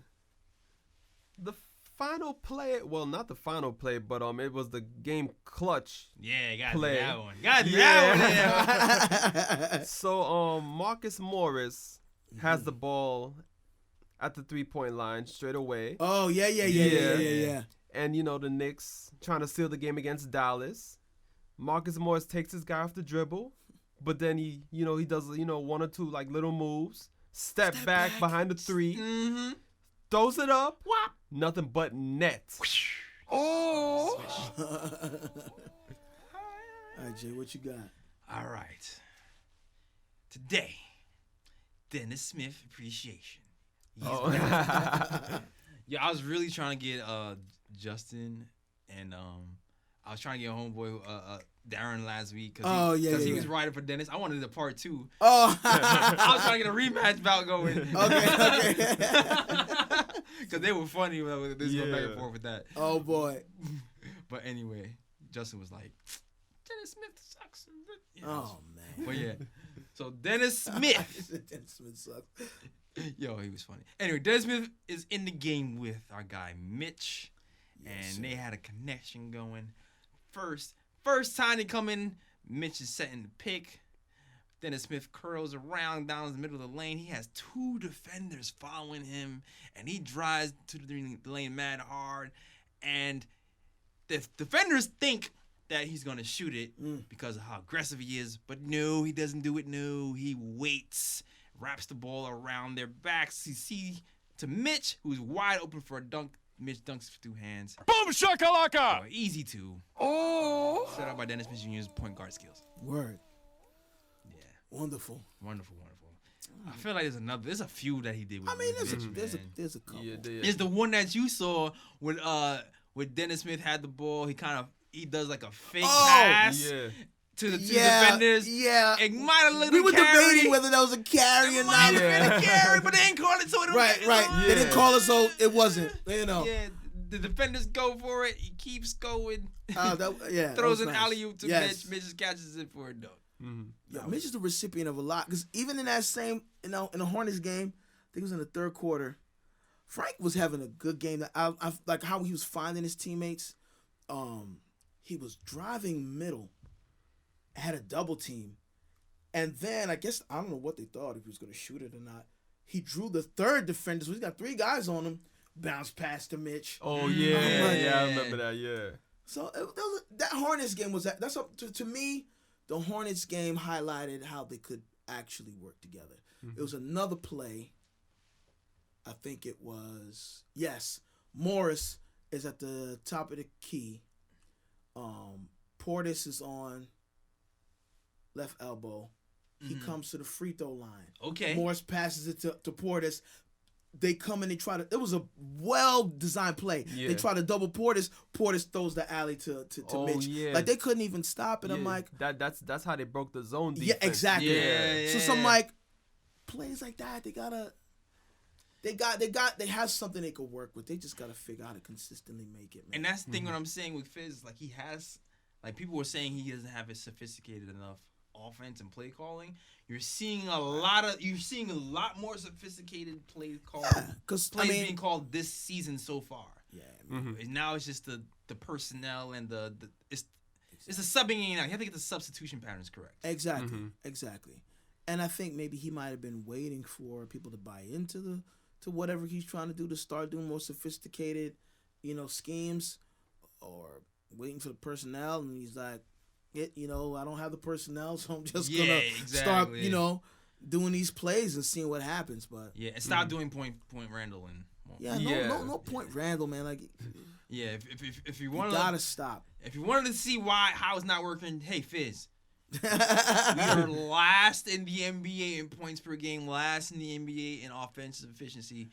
So What's the definition of crazy? That's it. Oh, yeah. Doing the same thing over and over again, expecting a different result. Yeah. You're crazy. You're crazy if you keep doing this the whole season. Yo, we need to start a hashtag Hey Fizz. Yeah. And then start running down these different stats. Yeah.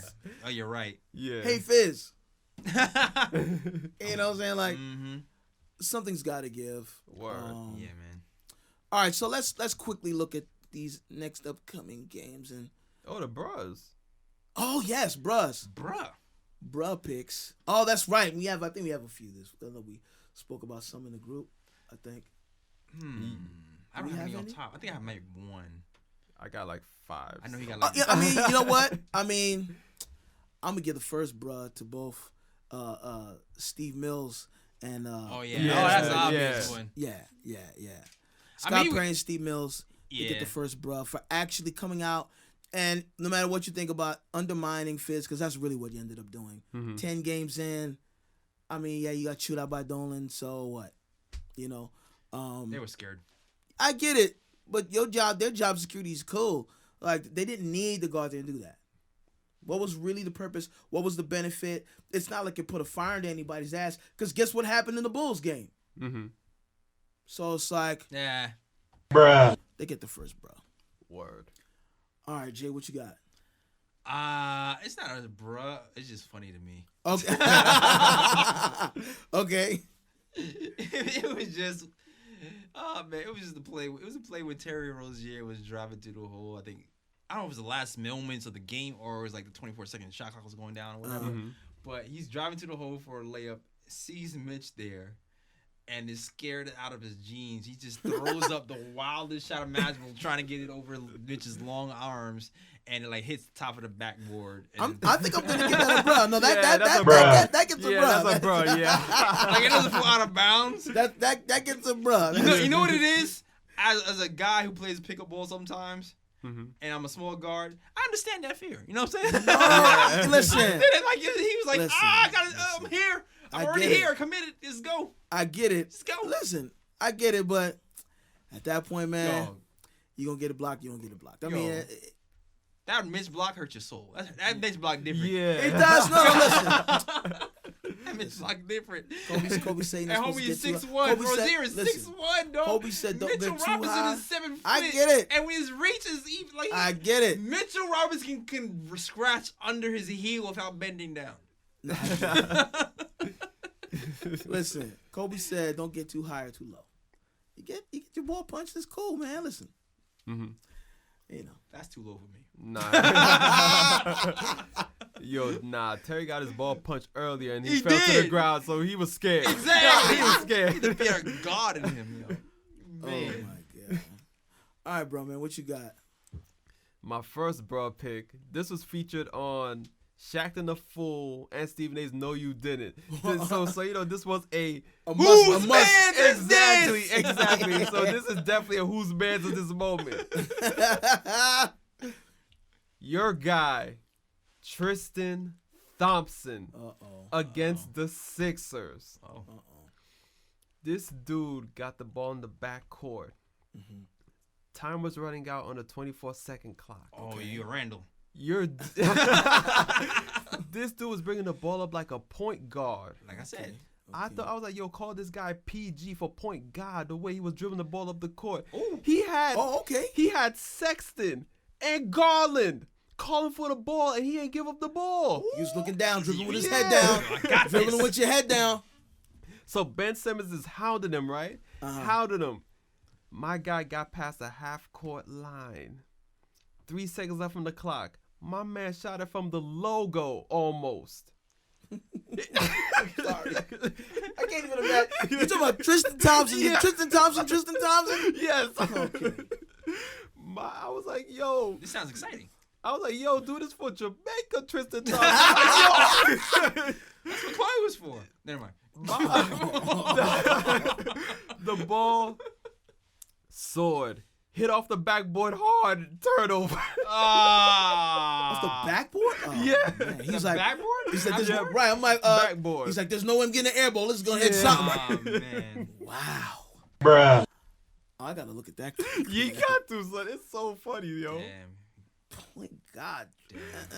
Damn, son, you let Jamaica down. I know, man. else Oh, you got? man. Oh, man. Then we got Kentavious Caldwell Pope for the Lakers. Oh, Okay. man, God bless. Yeah, What a name, though. I know. Yeah, you got to be distinguished with that type of name. Right. You can't just be some hood book. Octavius. Nah, I forgot the team was playing because I didn't put it in my notes. But this dude, he's been having a rough season so far. Like, my man's had a good amount of bro moments this season. Oh, boy. This game, he got the ball at the baseline. It was 2-on-1 game. He got the ball at the baseline, drove baseline, went for a layup. The ball floats over the rim, air ball. Those are the best. And then he had another play where he was in the paint, grabbed the offensive rebound, put the ball back up. The ball gets stuck between the rim and the backboard. Okay. Bruh. All right. He's trying. And he's got footage of he's actually and he's been in the league. So even if he's never in the league again, If your name is Pope and you still don't have God on your side, something wrong with you. Something wrong with you, bro. You're not prayed up, man. You sinning too much. Go to communion. Do something. Do 12 Hail Marys. Something. Because that layup was a Hail Mary, that's for sure. right. And bro, picks Knicks players are not immune. Okay.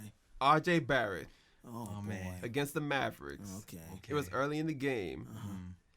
My dude was trying to create off the dribble. Yeah. Trying. Passes the ball to the wing.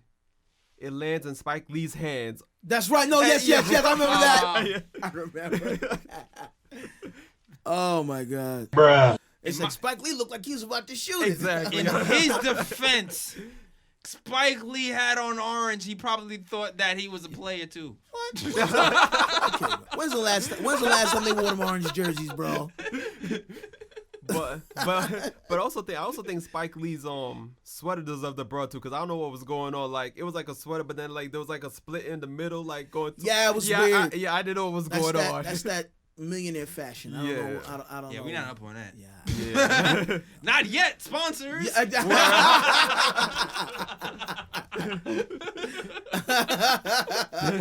can advertise Great right plug, here. by the way. Right at the bottom. Join the website. Join Subscribe. the website. Subscribe.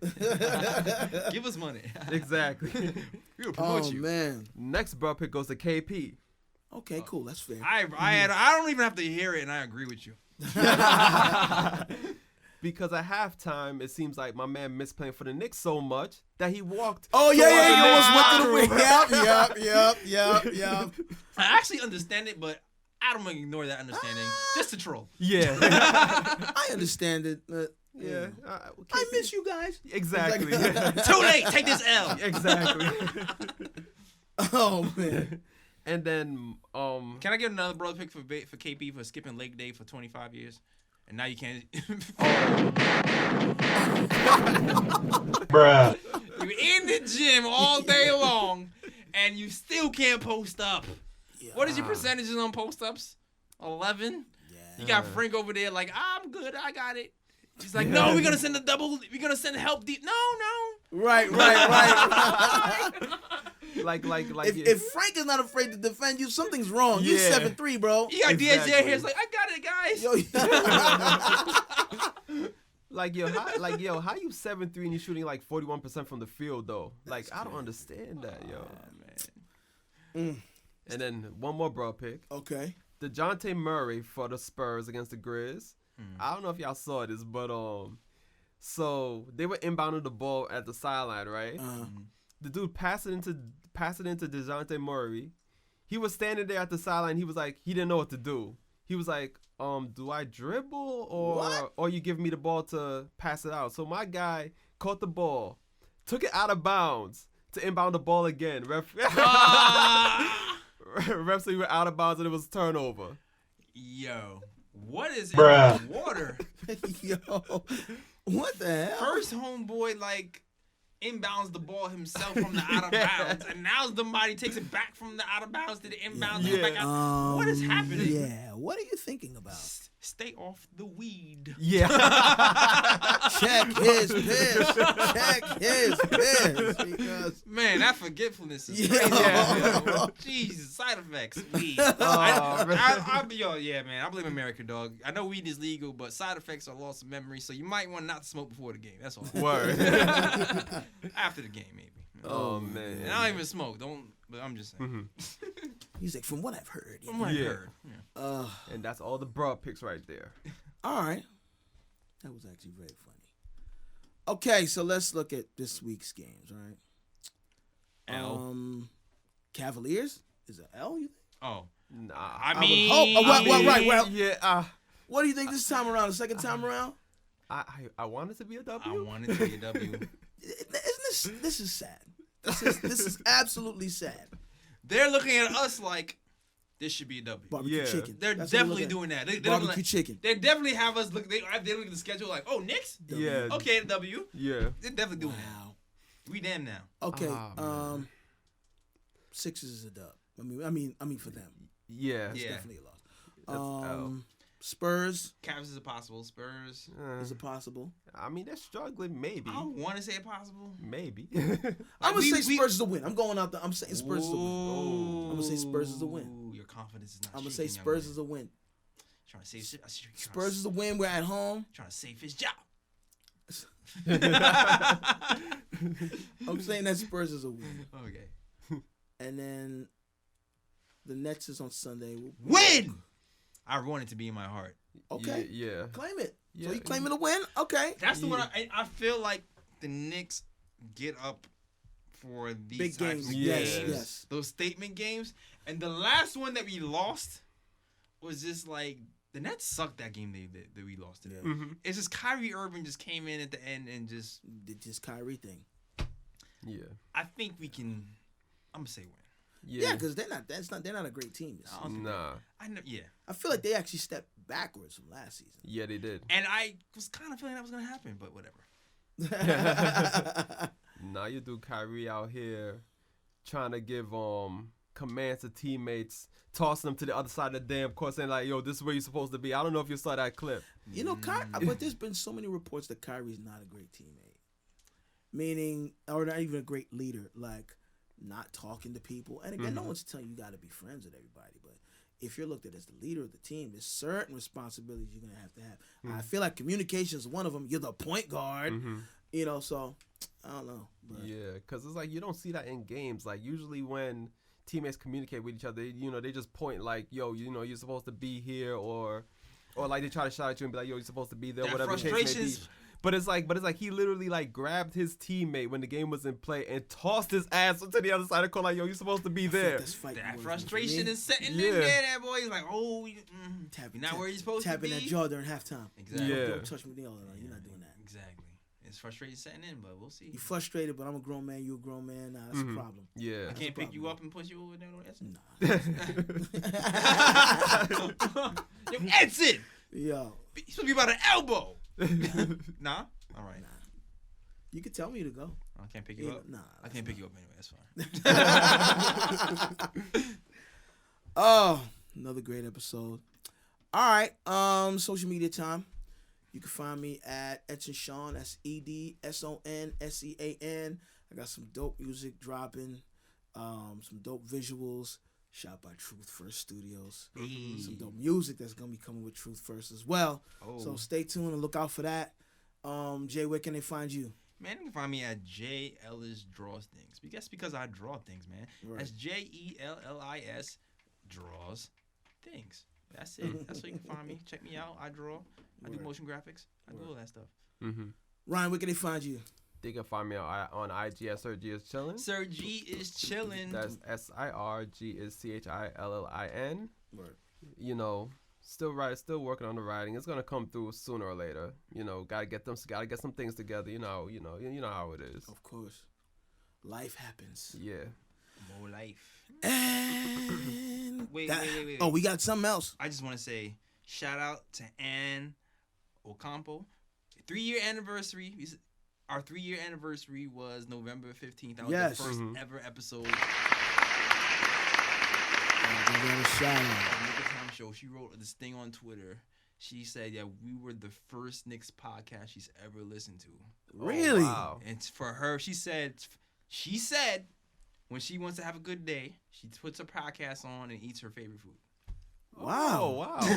Huh. Yeah. So yeah. Shout out to Ann. Yeah, so Yeah. she said shout out to you guys, Edson. Oh, that's Ryan, dope. me, and Miss Black Girl Magic. Yeah, that's dope. Oh, wow, that's cool. Yeah. And so big up Ann. Yeah, Yes, big up to definitely. Ann. And also don't forget, listen to us on Dash Radio, Yes. on SoundCloud at the Yes. Nick of Time Show, iTunes at the Nick of Time Yes. Show, Spotify. Yes, go to the website. Go to the Yeah. website. Subscribe. Yeah, thenickoftimeshow.com. Don't forget the. Yeah. Yeah. Also, you can find our YouTube videos on the website as well. Yeah. Exactly. YouTube.com/The Nick of Time Show. Yeah. And that's it. And we out. Peace. Peace. Peace and love out to where you from. But all about the